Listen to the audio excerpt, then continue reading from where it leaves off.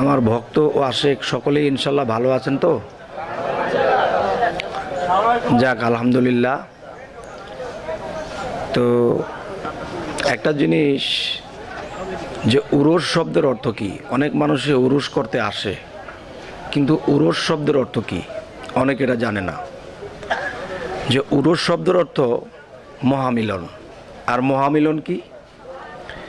যে আল্লাহর থেকে মহা পৃথিবীতে কেউ নাই। তাহলে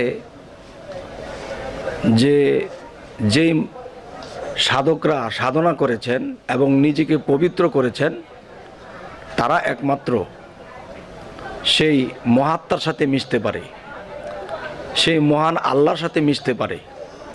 তাহলে এই পৃথিবীতে বহু আউলিয়ার উরস করা হয়। তাহলে উরস শব্দের অর্থ যদি মহামিলন হয় বা ঊর্ধ্বগমন হয়, তাহলে দেখা গেছে যে এই ঊর্ধ্বগমনের মাধ্যমে আল্লাহর সাথে সে একাকারে বিলীন হয়।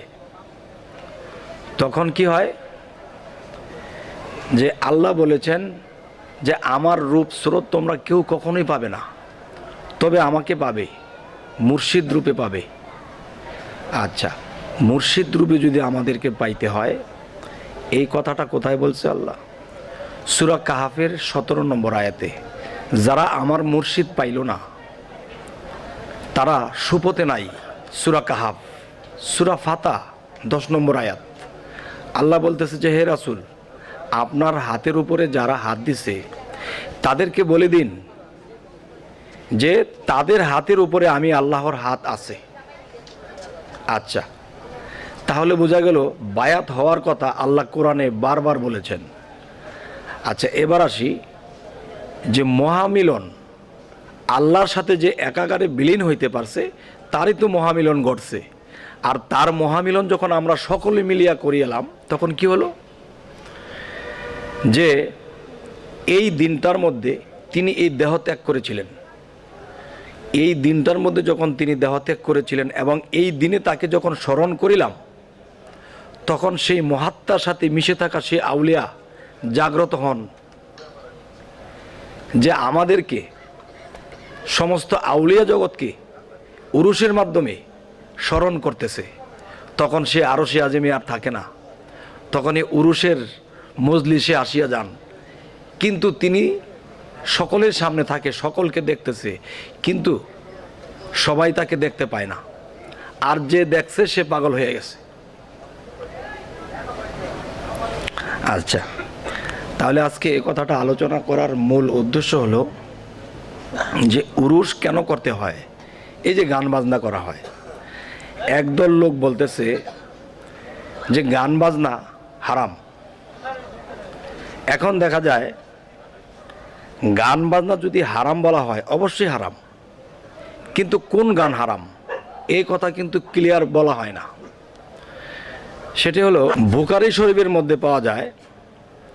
বুখারী শরীফের মধ্যে পাওয়া যায় যে হযরত মুহাম্মদ সাল্লাল্লাহু আলাইহি সাল্লাম তিনি হুদি গান শুনতেন, এবং হুদি গানের তালে তিনি একজন সাহাবা একটা পাথরের উপরে দাঁড়াইয়া তিনি ধপ বাজাইতেন, আরেকজন সাহাবা একটা পাথরের উপরে দাঁড়াইয়া হুদি গান করতেন। এই হুদি গানের তালে এবং ধবের তালে নবীজি মাথা নাড়াইয়া জিকির করতেন। এই কথাটা বুখারী শরীফে আসছে। আচ্ছা, তাহলে সেই গানের তালে নবীজি জিকিরে মশগুল ছিলেন। আর যেই গানের তালে মানুষের জিকির হয়, তাহলে সেই গানগুলো হালাল। নবী, অলি, আউলিয়াদের জীবন কাহিনী শোনার পরে কোনো গানের মাধ্যমে যদি আমরা শুনি, তখন আমাদের চোখ দিয়ে পানি ঝরে। তাহলে যেই মানুষের চোখে পানি ঝরে, সেই মানুষটির এই গানটি শুনে, আল্লাহ ও রাসূলের গান শুনিয়া তার হৃদয়ে যখন নরম হয়েছে, তখন এই নরম হৃদয় থেকে তখন চোখে পানির প্রকাশ দেখা যায়। তাহলে যে গান শুনলে আমার আল্লাহর কথা স্মরণ হয়, যে গান শুনলে আমি আল্লাহর প্রতি প্রেমিক হই, এই গান শোনা আমাদের জন্য ফরজ। আর যে গান শুনলে হারাম, সেটা হলো যারা মদ্যপান করে, নর্তকী নাচায়, এবং খারাপ অশ্লীল ভাষার গান করে, এইসব গান হারাম। কিন্তু এই কথাটা ভেঙে বলা হয় না, শুধু বলা হয় গান বাজনা হারাম। না, তাহলে এই পৃথিবীতে গান থাকতো না।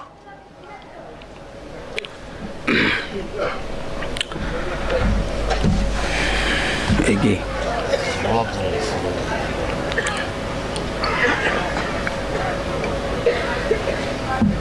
দিয়ে দাও, সিটে দিয়ে দাও। আচ্ছা, আজকের আরেকটা বিষয় হলো যে অনেক ভক্তের মনে, অনেক আশিকের মনে অনেক কিছু জানার থাকে। এত দূর থেকে গুরুর বাড়িতে যাওয়া সম্ভব হয় না। উরুষের মধ্যে আসলে গুরুর সাথে ওরকম এক্সট্রাভাবে কথা বলা যায় না। তাই বলি,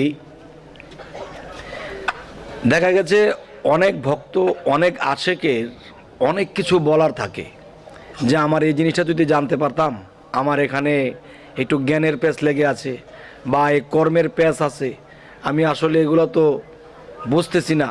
এবং 1 বছর পরে একটা ওরস আসে, তখন আমি গুরুর সাক্ষাৎ পাই না, বা সাক্ষাৎ পাইলেও কথা বলার সুযোগ হয় না। তাই বলবো যে এরকম কোনো কিছু যদি কারো জানার থাকে, যে এই জিনিসটা না বোঝা পর্যন্ত আমি ক্লিয়ার হচ্ছি না, তখন তিনি যদি আমাকে বলে, তাহলে এই বিষয়ে আমি ফায়সালা করার চেষ্টা করব ইনশাল্লাহ। বিল্লাল কটি বিল্লাল। আচ্ছা, আমি ছোট কোনো আলাপ করি। হয়তো কারো মাথার মধ্যে রেডিমেড নাই। কিরকম? যে একটা অন্ধকার ঘরে যখন একটা বাতি জ্বালানো হয়, অন্ধকার ঘরটা আলোকিত হয়। এখন সূর্যের সামনে যখন একটা কুপি বাতি রাখা হয়, তখন তার আলো কাজ করে না। এরকমও হতে পারে কারো কারো মাথায় আগে থেকে কিছু প্রশ্ন ছিল, কিন্তু এখন সেটা কাজ করছে না, হয়তো পরে করতে পারে। তাই আমি একটু গভীর আলাপ করার চেষ্টা করব। আর এই মজলিসে যারা উরুসে হাজির হয়, তারা অবশ্যই গভীর আলাপ শুনতে পছন্দ করেন। তাই আমি ছোটোখাটো কিছু আলোচনা করব। যে শরীয়তে যা কিছু বলা হয়েছে সবই ঠিক আছে, কিন্তু একটু বুঝার বল। যেমন একটি কথা বলা হয়, মানুষ মৃত্যুর পরে কবরে আযাব হবে, কবরে বিচার হবে। আমরা শরীয়তের ভাষায় এতটুকু বিশ্বাস করতেছি, এতটুকুই মানতেছি, কিন্তু প্র্যাকটিক্যালে যখন যাই, তখন দেখা যায় এই কথাটা মিল পড়ে না। সেটা কেমন? একজন লোক সৌদি আরব থেকে আসছে, আসার পর তার শরীরে সৌদি আরবের যে জুব্বা পোশাক দেখা যায়, তখন কিছু কিছু লোকে বলল যে এই লাশটা আপনি নামান, যেহেতু আপনি সৌদি আরব থেকে হজ করে এসেছেন, আপনি পবিত্র দেশ থেকে এসেছেন, আপনি নিজে পবিত্র হয়েছেন, আপনি এই লাশটা নামান। তখন তার সাথে আরেকজন ধরার পরে যখন লাশ নামালো, তখন লাশটাকে যখন রেখে চলে আসলো, তখন হাদিস শরীফে আসছে 40 কদম আসার পরে এখানে বিচার শুরু হয়। যদি পাপিষ্ঠ হয়, তাহলে তাকে ফেরেশতারা সাজা দিতে শুরু করে। তো এখন দেখা যায় সেই লোকটি যখন কিছুক্ষণ দূরে গেল, 40 কদমের মতো পার হইল, তখন তার পকেটে হাত দিয়ে দেখে তার পাসপোর্ট নাই। তখন বলল, পাসপোর্ট নাই? আমি যখন লাশটাকে নামাতে উপর হয়েছিলাম, তখন হয়তো আমার এই পাসপোর্টটা পড়ে গেছে। তখন কি করলো, যে ভাই আপনাদের এই কবর তো আবার করতে হবে। কেন? যে আমার পাসপোর্টটা পড়ে গেছে, লাশের নিচে পড়ে গেছে। তখন এই লাশটাকে আবার খোদা হলো। এরপরে লাশ আলগিয়ে লাশের নিচ থেকে সে পাসপোর্টটাকে উদ্ধার করা হলো। তো এখন আমার কথা হলো, হাদিস তো কখনো মিথ্যা বলে না যে 40 কদম যাওয়ার পরে সে যদি পাপিষ্ট হয় তাহলে তার সাজা শুরু হবে, আর যদি সে নেকি বান্দা হয় তাহলে বেহেশতের বাগান করে দেওয়া হবে। তো এখন দেখা যায় সে যেরকম ছিল ঠিক এরকমই শুয়ে আছে, এখানে কোনো জলছোপ করা হয় নাই বা সাজা দেওয়া হয় নাই বা বেহেশতের বাগান বানানো হয় নাই। তাহলে হাদিস কি সত্য হলো? তাহলে এই অনুসারে হাদিস কিন্তু সত্য হলো না, কিন্তু এই হাদিসকে আমি সত্য করে দেব। কিরকম? আমি একটা আলোচনা করেছিলাম ইউটিউবে, কবরের ভিতরে কবর, তার ভিতরে আরেক কবর, পাইছো কিনা এমন কবর, যে কবরে সাজা হবে 3.5 হাত একটা মাটির কবর। তখন এর মধ্যে যেই মানুষটাকে রাখা হলো, লাশটাকে, এই মানুষটাও কিন্তু 3.5 হাত এবং মাটির তৈরি, এবং যে কবরটা খোঁড়া হয়েছে এই কবরটাও মাটির তৈরি এবং 3.5 হাত। তাহলে মাটির তৈরি মানুষ এবং সে 3.5 হাত, তাহলে সে তো নিজেও একটা কবর। তাহলে কবরের ভিতরে আরও একটি কবর রাখা হলো, কবরের ভিতরে কবর, তার ভিতরে আরেক কবর। সেটা কিভাবে? যে যখন একজন মেয়ে মানুষ তার গর্ভে সন্তান রেখে মারা গেল, গর্ভে যখন সন্তান রেখে মারা গেল, তখন গর্ভের সন্তানও কিন্তু সেখানে মারা গেল। তাহলে একটি কবর সেখানে যখন সেই গর্ভবতীকে রাখা হয়েছিল, তখন কিন্তু গর্ভবতীকে দাফন করার জন্য আরেকটি কবর খোঁড়া হয়েছে, কিন্তু গর্ভবতী নিজে একটা কবর, এর ভিতরে আরেকটা বাচ্চা, সেও তো মানুষ, তার হাতে 3.5 হাত, সেও তো একটা কবর। তাহলে কবরের ভিতরে কবর, তার ভিতরে আরেকটি কবর। আচ্ছা, তাহলে আজকের যে প্রসঙ্গ, যে কবরে সাজা কিভাবে, যেমন যে কিছু কিছু পাপ আছে, এর মধ্যে একটি পাপের নাম হলো হাবিয়া দোজক। আর হাবিয়া দোজক কি?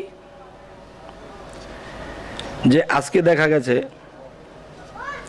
বর্তমানে যে মেডিকেলের ব্যবস্থা আছে, এখন মেয়ের সংখ্যা, মরার হার খুব কমে গেছে। আর আগের দিনে বেশিরভাগ মারা যাইতো, মা ও শিশু মারা যাইতো। আর এই মারা যাওয়াটা বিশাল কষ্ট, যতক্ষণ পর্যন্ত তার মৃত্যু না হয়েছে ততক্ষণ পর্যন্ত সে কষ্ট পাইতে পাইতে মরছে। আর এখন কিন্তু ব্যবস্থা বাইর হয়েছে। আচ্ছা, আজকে আমি এখানে বসে আছি বা আপনি ওখানে বসে আছেন, আপনাকে যদি কেউ একটা আঘাত করে আপনি কিন্তু ব্যথা পাবেন। আর একটা লাশ যখন পড়ে থাকে, এটাকে যখন আঘাত করা হয় এটা ব্যথা পাবে না, আর সেই কবরে সাজা হয় না। আচ্ছা, সেই কবরে সাজা হয় না, তাহলে সেখানে বলা হয়েছে সেখানে সাজা হয়। আর আজরাইল কি কথা দিয়েছিল মাটির সাথে? অনেক ফেরেশতারা যখন আদম বানানোর জন্য মাটি আনতে গিয়েছিল, তখন কিন্তু মাটি বলতেছে, খবরদার আমাকে নিবি না, তোরা যদি আমাকে নেস তাহলে এই জায়গাটা গর্ত হয়ে যাবে, খাই হয়ে যাবে, আমাকে নিবি না। তখন অনেক ফেরেশতারা ফিরে আসলো যে না, মাটি দোহাই দেয়, মাটি আনা যাবে না। তখন আজরাইল ছিল রাগী, তখন আজরাইল কিছু না জিজ্ঞাসা করেই সে মাটিটা হাতে নিয়ে নিল। তখন মাটি বলল যে তুই যে আমাকে তুললি, আমার তো গর্ত হয়ে গেল। তখন মাটিকে বলা হয়েছিল, তোমার গর্ত তোমাকে দিয়ে পূরণ করা হবে। তখন মানুষ মৃত্যুর হলে তখন কিন্তু আরেকটা মাটির গর্তের মধ্যে আরেকটা মাটির মানুষকে রেখে আছে, কেননা মাটির সাথে কথা দেওয়া হয়েছিল তোমাকে দিয়ে তোমাকে পূরণ করা হবে, তাই পূরণ করা হচ্ছে না। তাহলে ওইখানে কোনো সাজা নাই, তাহলে সাজা কোথায়? একজন মানুষের পেটের মধ্যে যখন বিমার হইল তখন সেই মানুষটি ছটপট করে, তার মানে তার মধ্যে প্রাণ আছে, তার যখন কষ্ট হয় তখন তার এই জীবিত কব্বরের মধ্যেই সে কষ্ট পাইতেছে। আচ্ছা, আমি আশা করব এই কথাগুলো আরও একটু আগে বাড়িয়া বোঝার দরকার হয় না, জ্ঞানীরা কিন্তু আমার কথাগুলো বুঝতে পারছেন, কি বলেন?